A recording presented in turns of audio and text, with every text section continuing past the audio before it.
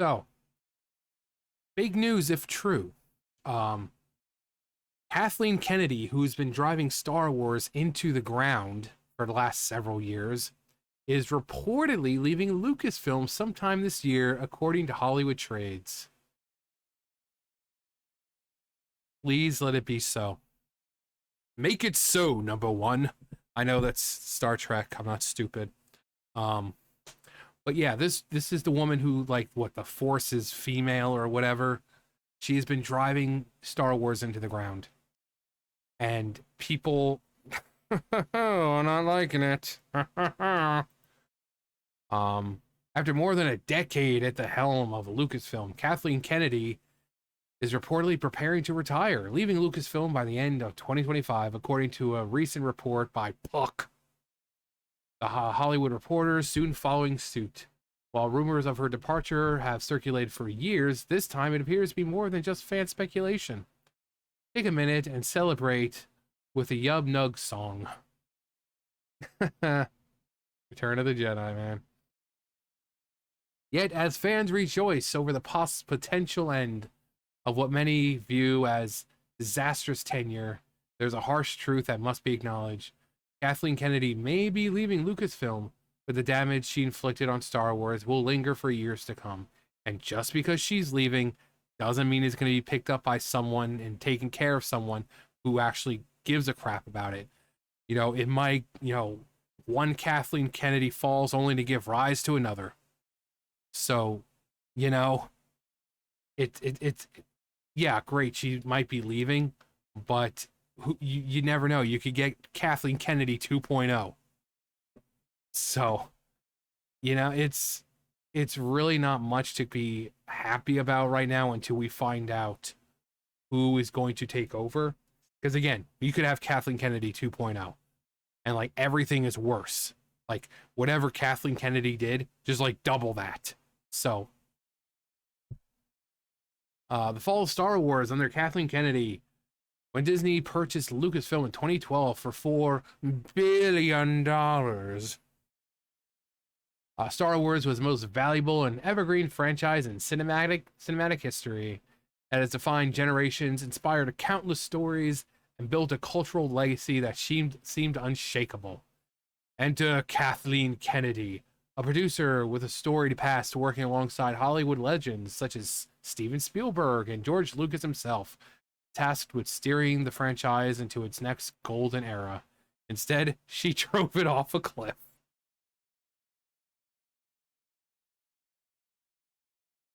The decline began almost immediately with the sequel trilogy, a mess of inconsistent storytelling and clashing creative visions centered around an unlikable and unremarkable protagonist.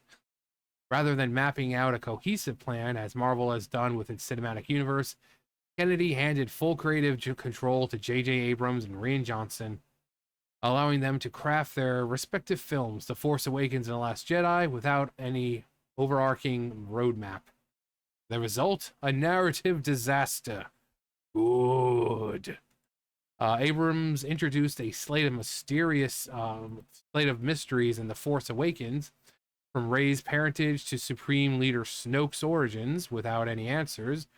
Rian Johnson then took a contrarian approach in The Last Jedi, subverting expectations for the sake of shock value, unraveling many of Abrams' plot threads and further dividing an already skeptical fan base. By the time Abrams returned to try and salvage the story with The Rise of Skywalker, the franchise was in disarray. Disarray. Ray. Did you just make a joke, Bobby? The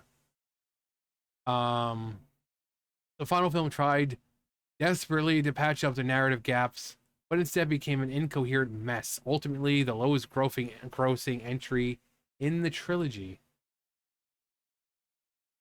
Each film, though technically a financial success, earned less than its predecessor, a telling sign of audience fatigue and waning enthusiasm. Between The Last Jedi and The Rise of Skywalker, the Star Wars franchise experienced the first cinematic bomb with Solo, a Star Wars story.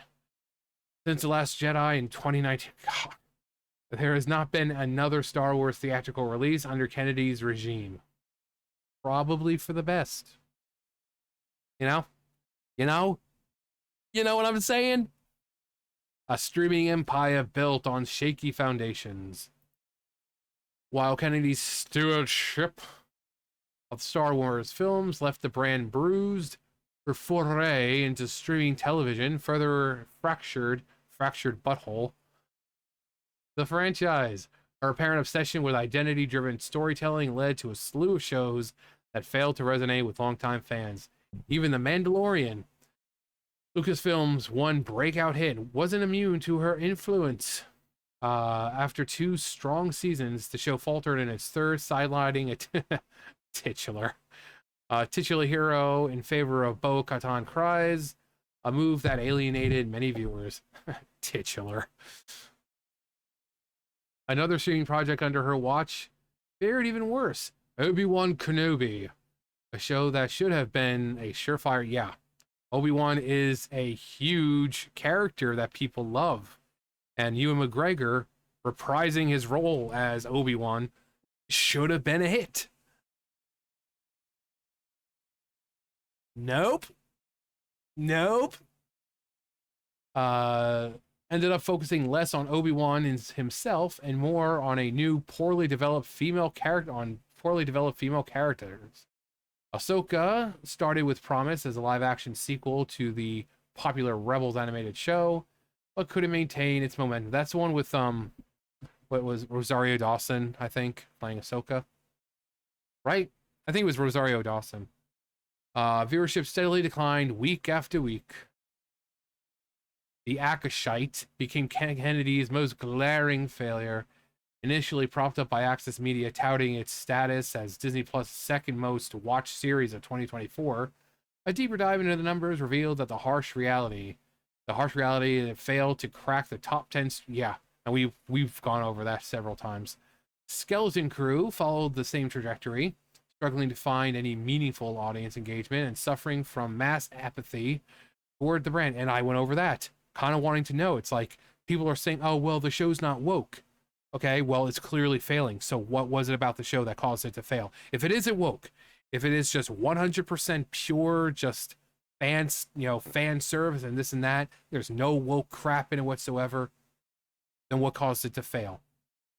Because if a show like that, it should be just fine, you know?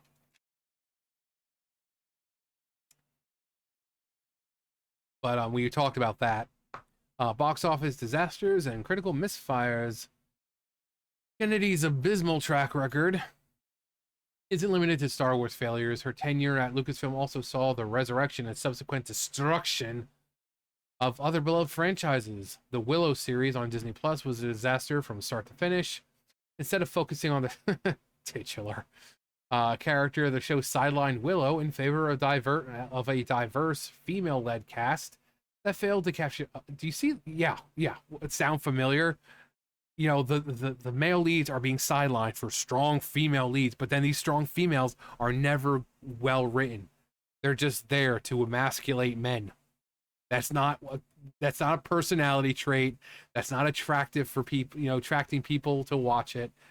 Having a woman emasculate men every second she can and talking about, oh, well, we're just the strongest men, we could do it. That's going to turn people off. Okay, it's okay to have female characters. It's okay to have strong female characters, but they need to be better written. If their whole purpose of them is just to emasculate men, they're like, oh, we're gonna put men in their place. No, no one's gonna like that. Women don't even like watching that. It performed so poorly that Disney removed it from the platform entirely, opting for a tax write-off rather than keeping it available to subscribers. Then came Indiana Jones and the Pick of Destiny. The Dial of Destiny. I know it's a dial, but I just want to throw a little tenacious D in there. The Pick of Destiny. Wasn't there a Pick of Destiny 2 that came out like years ago or something? I don't think I've ever seen it. The first one was pretty fun. But I don't think I've ever seen the second one. A film that epitomized everything wrong with Kennedy's leadership. Rather than celebrating the iconic character's final adventure, the film portrayed Indiana Jones as a broken down relic, outshined by his goddaughter. A strong female taking over and putting the man in his place. The movie failed epically at the box office, earning just over 383.9 million worldwide on a bloated 402.3 million budget. Media spin versus reality of failure. Or what's perhaps the most infuriating is how the media outlets like the Hollywood Reporter continue to spin Kennedy's tenure as a success. Their recent write-up praising her for relaunching Star Wars with The Force Awakens and hailed her for her work on The Mandalorian. Yet they gloss over the long list of canceled projects like Rian Johnson's now defunct trilogy, or the shelved DB Wise and David Benioff films, or Kevin Feige's movie, or Patty Jenkins' Rogue Squadron film, or the Rey movie that keeps getting pushed back, and so on and so forth. Oh, hey, look. It's everyone's favorite former personal assistant to Harvey Weinstein, Leslie Headcase. The article also highlights the upcoming The Mandalorian Grogu movie as a bright spot, but conveniently ignores the fact that the Star Wars brand is more fractured but whole. Fractured and fatigued than ever before. Even Disney executives seem to recognize this. Kathleen Kennedy was notably absent from the last D23 Expo, where Lucasfilm Chief Creative Officer David Filoni took center stage instead. Will Star Wars recover? Don't count on it. While news of Kathleen Kennedy's leaving Lucasfilm sometimes this year has sparked celebrations across... Yeah. It is important to recognize that her departure doesn't guarantee... Exactly. Just because she's leaving doesn't mean anything. They could be installing Kathleen Kennedy 2.0, where it's like she turned it up there, that this person's just going to crank it up to 11. So there's no point in celebrating until we know who's taking over the helm of it, because you're celebrating and then suddenly things get worse, and then you'll be wishing that Kathleen Kennedy was back. So don't celebrate. Don't like, oh yeah guys, we won. No, you didn't. Until you know who's taking over for her, you haven't won anything. You may have won the battle, but you could still lose the war. So don't sit there on YouTube or Twitter or whatever like, oh my God, guys, we won. Fans rise up. No. She's left, possibly. Doesn't mean anything, though. Doesn't mean anything. Moreover, the issues plaguing Star Wars go beyond one person.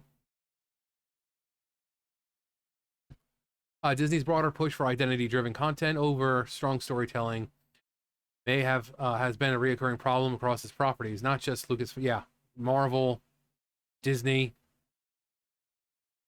like Disney movies, Marvel movies, Star Wars, you name it, it's so. Unless there's a fundamental shift in how these projects are conceived and executed, the franchise may continue to struggle regardless of who sits the big chair. Legacy of Kathleen Kennedy, she will not be missed. In the end, it doesn't even matter. She tried so hard and got so far. She didn't really get far. Surprised she made it this far. But Kathleen Kennedy's time at Lucasfilm will be remembered not for the hits she delivered decades alongside Spielberg and Lucas, but how she squandered one of the most valuable intellectual properties in entertainment history. Yeah, this is a franchise that's been around since, 1974, 75 or something? Huge history of it. Huge franchise, huge history. Millions upon millions of fans worldwide. It should be a surefire thing to make content that people like. Nope, she found a way. She found a way to fuck it up.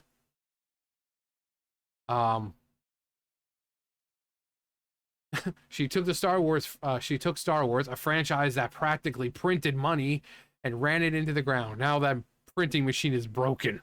They have to fix it, but they said it'll be another 3 years before someone can come out to look at it. Leaving behind a fractured but whole fan base.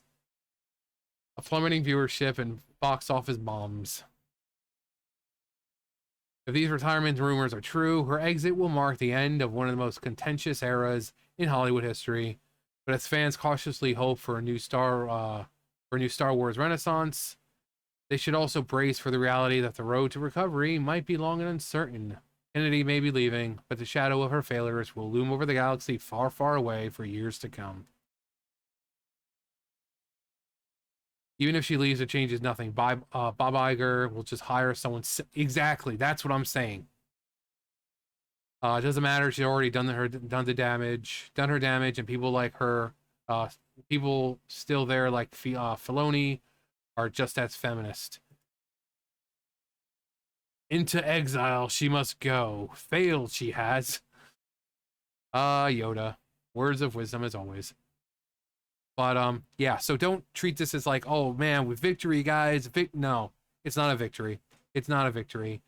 Now, if it comes to the end of the year and they're like, oh yeah, we're gonna announce who's gonna be taking over for Kathleen Kennedy. It's like some really cool, chill guy who's like, yeah, I grew up with Star Wars. I know what the fans want, and I assure you, we're going to give you what the fans want.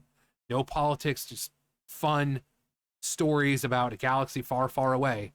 If they did that, we might be in, you might be in good hands. If not, then it's like, oh boy, Kathleen Kennedy 2.0. But, I mean, it's good to see her possibly leaving, but,